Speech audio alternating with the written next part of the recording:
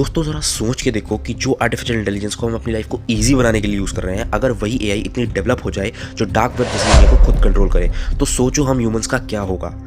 इससे सबसे पहला खतरा ये होगा कि इंटरनेट की दुनिया की सबसे खतरनाक चीज़ को एआई कंट्रोल करेगी, जिससे साइबर क्राइम्स बढ़ेंगे, ब्लैक मार्केट का एक्सपेंशन बढ़ेगा और साथ में टेररिज्म एक्टिविटी भी कहीं गुना ज़्यादा फास्ट हो जाएगी। लेकिन इसके साथ कई सारे पॉजिटिव इंपैक्ट भी हम इंसानों की लाइफ में पड़ेंगे, like improve threat detection, missing person detection and enhance fraud prevention measures.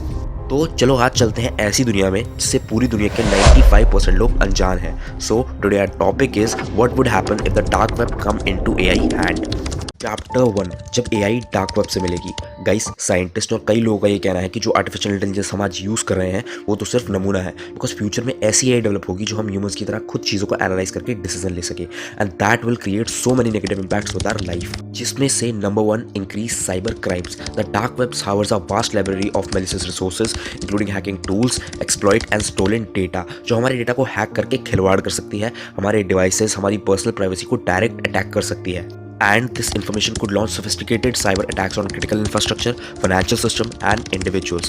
चलो जानते हैं आखिर ये डार्क वेब है क्या, और अगर ये एआई के साथ में मिल जाए तो इससे हम ह्यूमंस की लाइफ को क्या खतरा होगा।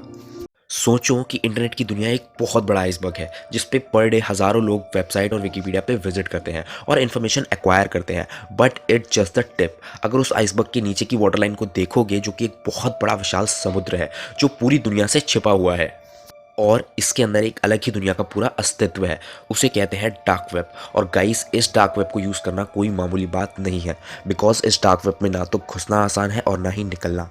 डार्क वेब इंटरनेट का वो इनविजिबल पोर्शन है जो कि रेगुलर सर्च इंजन और सॉफ्टवेयर के थ्रू ऑपरेट किया जाता है, like the Tor browser, and it's operate a hidden ecosystem of websites often called onion sites। Mostly इस डार्क वेब को एक्टिविस्ट और जर्नलिस्ट यूज़ करते हैं ताकि डिफरेंट कंट्री की हिडन इन्फॉर्मेशन ली जा सके और एक प्राइवेट कम्युनिकेशन सिस्टम बिल्ड किया जा सके जिसमें कोई भी दूसरा इन्वॉल्व ना हो पाए।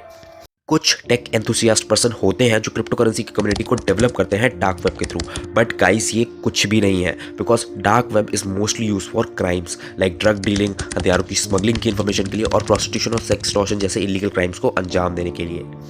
Now let's talk about what's the positive sign for AI relationship with dark web. Number 1 is identifying and dismantling illegal marketplaces।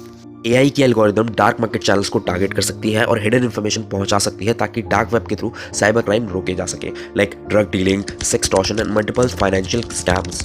Second is AI और एमएल। आज एक ऐसे पावरफुल टूल्स हैं जिनको लॉ एनफोर्समेंट और साइबर सिक्योरिटी यूज करते हैं ताकि डार्क वेब पे होने वाले मिसलीडिंग क्राइम को रोक सके। चैप्टर 2, डार्क वेब की डार्क दुनिया।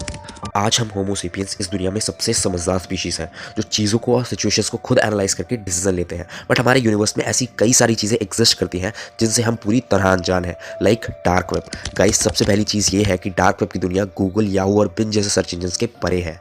ये सर्च इंजन्स और इनके ब्राउजर इन वेब्स को हैंडल ही नहीं कर सकते हैं, और नार्कोटिक्स कंट्रोल ब्यूरो ने 2015 से 17 तक मेडिकल एजेंसीज के 4 मामले दर्ज किए, जिसमें नार्कोटिक्स, ड्रग्स एंड साइकोट्रोपिक ने ऐसी चीज़ें पकड़ी जिसमें कई लोग डार्क वेब के थ्रू ड्रग डीलिंग को अंजाम देते हुए पकड़े गए। साल 2013 में भी एक ऐसा ही केस सामने आया जब फेडरल ब्यूरो ऑफ इन्वेस्टिगेशन ने रॉस अल्ब्रिस्ट को अरेस्ट कर लिया था because he was operating an online market place for illicit drug called the silk road. Open AI जिसे चैट जीपीटी को डेवलप करके कॉर्पोरेट वर्ल्ड में एक नई शुरुआत की है, जिससे सारी चीज़ें बहुत ही सिस्टमैटिक तरीके से हमें प्रोवाइड होती हैं थ्रू दिस चैटबॉट। अभी तक ओपन एआई ने भी चैटबॉट को डार्क वेब के लिए यूज़ करने के लिए मंजूरी नहीं दी है, बिकॉज ये कई की सिक्योरिटी से जुड़ा हुआ मुद्दा है। Open AI continuously updates and improve its safety measures to compact misuses. चलो जानते हैं डार्क वेब के थ्रू होने वाले क्रिमिनल ऑफेंसेस सेक्शंस को। Section number 1, 465 forgery. This section criminalize forging electronic records, documents or digital signature with the intent to cause harm or gain wrongful advantage. This could apply to activities like creating fake identities or document on the dark web। Number 2, section 66C, जो कि है miss representation online. इस section के according अगर आप किसी भी computer communication device से किसी भी रैंडम पर्सन को मैसेज करते हो और वो इन्फॉर्मेशन ऑफेंसिव या अनोइंग हुई, then this could apply to spreading hate speech और harmful content on the dark web. और ये इन्फॉर्मेशन कुछ स्पेसिफिक सॉफ्टवेयर और ब्राउजर के थ्रू ही की जा सकती है। According to the information technology act 2000, इस एक्ट को साइबर क्राइम सेफ्टी मेजर्स के लिए डेवलप किया गया है। अगर कोई भी हैकिंग और थेफ्ट डेटा और अनऑथराइज एक्सेस कंप्यूटर सिस्टम कोई भी चीज़ डार्क वेब पे की जाती है तो उसके खिलाफ कार्यवाही की जाएगी। चैप्टर 3, एआई का पॉजिटिव रिलेशन डार्क वेब के साथ। वेल गाइस, डार्क वेब ऐसी चीज़ है जिसमें 90% काम इलीगली होते हैं, जिनसे लोग पैसा कमाते हैं, और लोगों को शायद ये बात का अंदाज़ा भी नहीं होगा अगर ये चीज़ गलती से भी एआई के हाथ लग जाए तो इससे बहुत खतरा है। बिकॉज डार्क वेब पे हर टाइप का डेटा बिकता है। आपके फीड, इंटरेस्ट और हर चीज़ का डेटा डार्क वेब पे रिकॉर्ड होता है। लेकिन चलो जानते हैं, अगर साइबर क्राइम्स एआई का यूज़ करके डार्क वेब पे होने वाले क्रिमिनल ऑफेंसेस को रोके तो इससे हम ह्यूमंस की लाइफ को कितना हद तक सिक्योर भी किया जा सकता है। एआई की मदद से हम illegal bomb blasting terrorist organisation को पकड़ सकते हैं और उससे होने वाली सारी इन्फॉर्मेशन को एक्वायर करके इसके खिलाफ जल्द से जल्द एक्शन ले सकते हैं। Next is NLP, means natural language processing.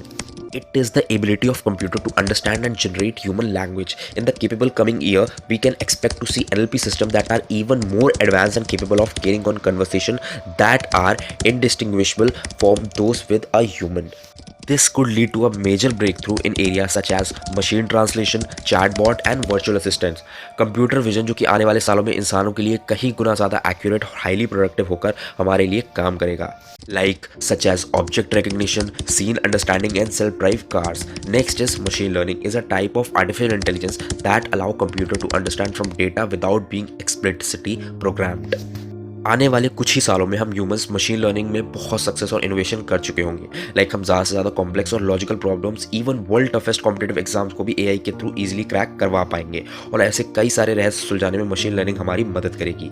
Well guys, अगर आपको इस वीडियो की इन्फॉर्मेशन अच्छी लगी हो तो please hit the like button and don't forget to subscribe our channel.